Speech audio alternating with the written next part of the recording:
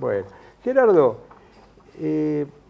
algo que vos proclamabas cuando estabas o se comentaba que ibas a integrar este cuerpo, que es acerca de la equidad que tiene que tener el organismo respecto de la aplicación de la ley. ¿Esto se cumple?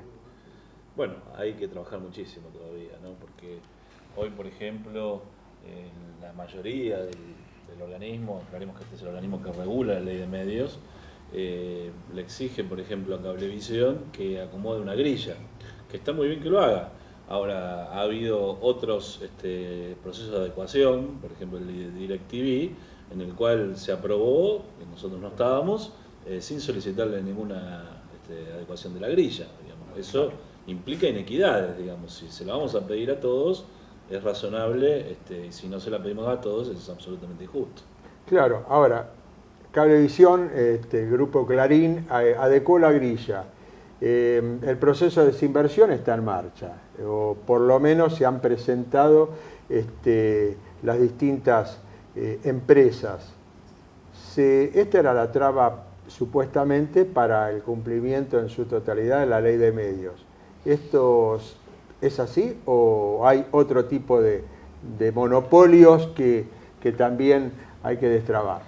No, lo que pasa es que el gobierno se enfocó en su pelea contra el Grupo Clarín y por el costado hay un montón de otras discusiones que el texto de la ley pone sobre relieve, digamos. Hoy hay 11 grupos de servicios de comunicación audiovisual que son tema de debate en el AFCA respecto a si deben adecuarse, si sus planes son correctos, sus planes que voluntariamente han presentado. Hoy la responsabilidad de que no se esté aplicando la ley, de que los 11 grupos que quedan no comiencen con el plan de adecuación, es absolutamente del gobierno, porque tenemos el fallo de la Corte, tenemos todos los instrumentos, sin embargo, el presidente del organismo, Sabatella, lo anunció para fines de año, no ocurrió, lo anunció para la primera quincena de enero, no ocurrió, iba a ocurrir el lunes de la semana que viene, no va a ocurrir, se habla del otro lunes.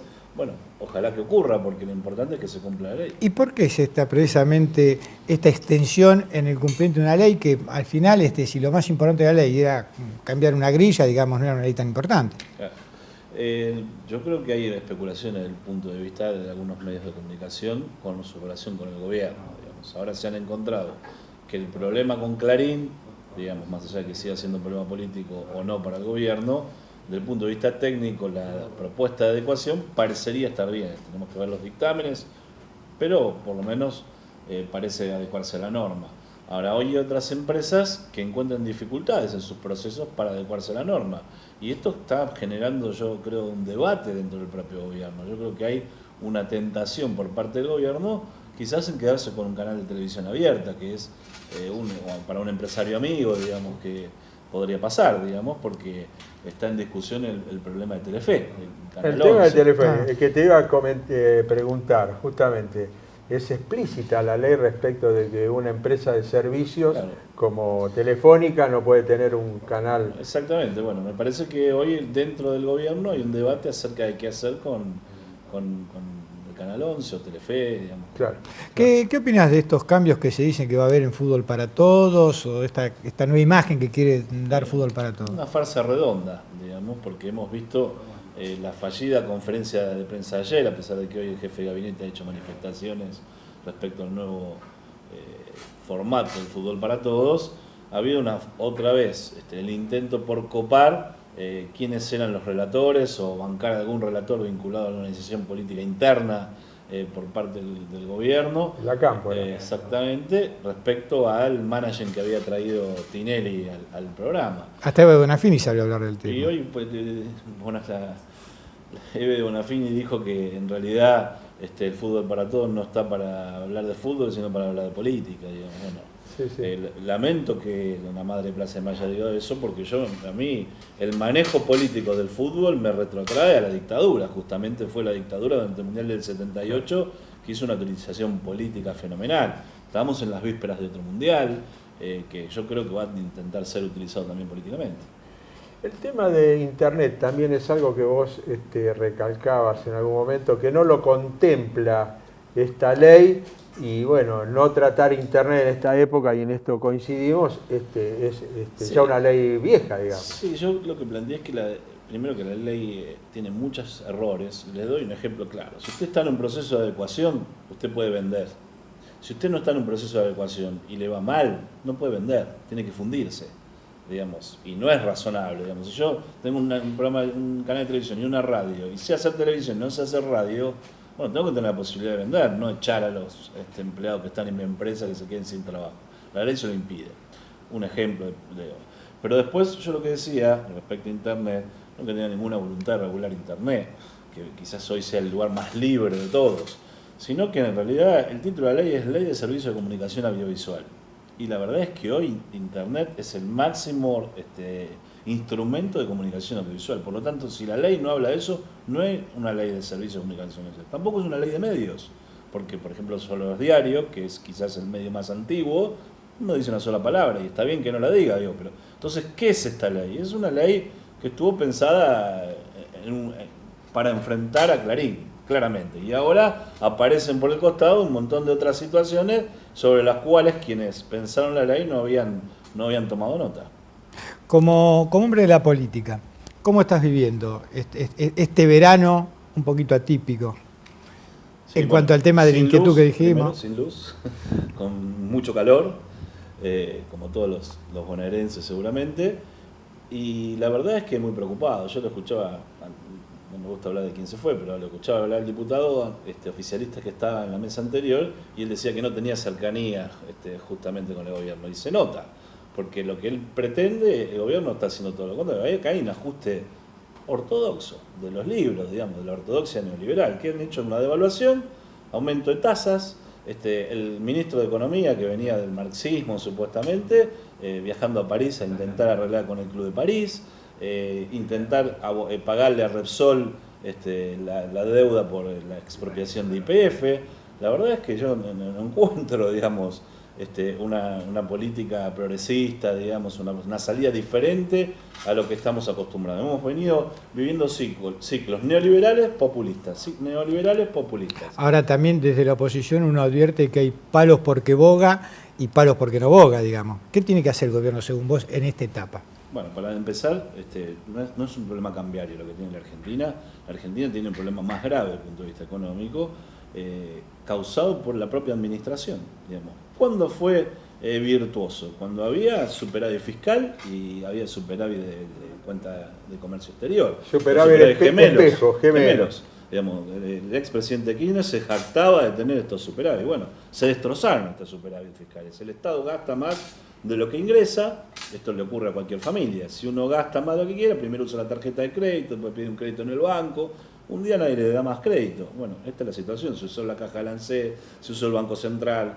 No quedan latas donde ir a rascar. No tiene vedado el crédito externo porque todavía tenemos la dificultad con los fondos buitre, el Club de París, el INDEC intervenido. Digamos, no hay manera de recoger recursos que antes estaban disponibles, y entonces empieza a no cerrar el modelo. Pero la verdad es que la salida, insisto, es la salida más ortodoxa de todos. Acá hacía falta un plan antiinflacionario que, si uno me traslada a la década del 80, bueno, uno podía dudar respecto de cómo se trabajaba porque había un mundo inflacionario. Hoy hay menos de 10 países en el mundo que tienen inflación. Está en los libros de texto de economía cómo se sale del proceso inflacionario, que es con metas inflacionarias. Si yo digo que tengo el 30% de inflación real y me propongo llegar al año que viene con 25, al otro con 20, al otro con 15, bueno, eso puede generar confianza en la sociedad. Ahora, si yo la sociedad que sufre el problema del 30%, que no es un problema de los grandes monopolios, que los hay, de las grandes corporaciones que existen, es un problema que van al supermercado y cualquiera se da cuenta de la inflación que hay, digamos, de lo que aumentan los precios, y le digo que la inflación es el 10%, como dice el presupuesto que votó el diputado, bueno, nadie le cree. Hay un problema de una crisis de confianza fenomenal, digamos. Entonces, está claro también, la política económica necesita de confianza, y lo que ha perdido el gobierno es la confianza, porque eso que llamamos relato tanto tiempo terminó siendo un relato mentiroso. Los relatos no son malos en sí mismos, son malos cuando son mentiras, y entonces la mentira empieza a generar desconfianza. En el plano político partidario, los distintos versiones del peronismo tienen distintos candidatos. y en conjunto debe haber no menos de 4 o 5 candidatos. El Frente Amplio Progresista, ¿qué candidatos vos vislumbrás? Y si se va a dar esa unidad como se dio en la ciudad autónoma. Bueno, tenemos también varios candidatos a presidente, sin ninguna duda. Está el doctor Ernest Vines, está el presidente del radicalismo Ernesto Sanz, que ha manifestado, está Julio Cobos, actual diputado nacional, y que también ha manifestado su intención de ser candidato a presidente. El senador Pino Solanas puede ser un candidato a presidente. Habrá que ver qué dice la diputada Carrió, que como ella misma dice, siempre lo va a decir un mes antes de que llegue el momento y no un año y medio antes. Así que me parece que hay varios candidatos dentro de este espacio con mucha potencialidad y que... Hoy no descartó hacer una interna hasta con Mauricio Macri, para aglutinar fuerzas. Sí, lo que yo le escuché, digamos, a la diputada Carrió decir es que ella tenía dudas respecto de que si había que integrar al macrismo, al PRO, digamos, por decirlo de alguna manera, que ella tenía muy buena mirada respecto de algunas personas que integran esa fuerza, digamos, ¿no? Yo también tengo respeto individual por muchas de esas personas, pero creo que tenemos miradas distintas y que en definitiva está bueno que haya gente buena en la política, pero con eso solo no alcanza, sino porque hay que tener la mirada común respecto de cómo se deben resolver los problemas. Y yo creo que Macri debería hacer una interna, por ejemplo, con Sergio Massa, que es con quien compartió lista en la provincia de Buenos Aires en todo caso, porque tienen una mirada neoliberal similar, digamos, y es razonable que quienes piensan parecido estén juntos.